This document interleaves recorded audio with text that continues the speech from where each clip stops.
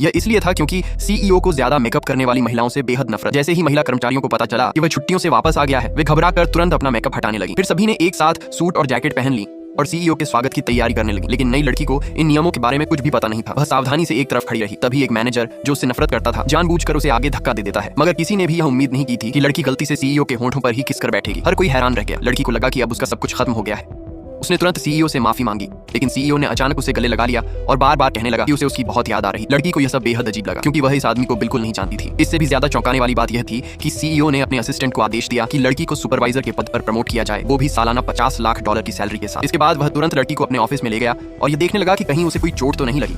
जैसे ही लड़की सैलरी बढ़ोतरी के बारे में पूछने वाली थी, सीईओ अचानक उसके कंधे पर झुक गया और सो गया। उसी पल उसकी आंखों में अजीब सी चमक आई और वह तुरंत जाग उठा। लेकिन अब ऐसा लग रहा था कि उसे अभी अभी हुई सारी बातें याद ही नहीं। उसने लड़की को डांटते हुए कहा कि वह बिना इजाजत उसके ऑफिस में घुसने की हिम्मत कैसे कर सकती है। फिर उसने तुरंत अपने असिस्टेंट को बुलाया और मौके पर ही घोषणा कर दी कि लड़की को नौकरी से निकाल दिया गया है। दोनों स्तब्ध रह गए। लड़की ने गुस्से में कहा कि वह आदमी किसी सिजोफ्रेनिक की तरह व्यवहार कर रहा है, लेकिन हालात से मजबूर होकर उसे गुस्से में कंपनी छोड़नी पड़ी। हालांकि जैसे ही वह बाहर गई, सीईओ कॉफी पीते समय एक शुगर क्यूब से घुट गया। तेज आवाज सुनकर असिस्टेंट और लड़की दोनों दौड़कर वापस आए।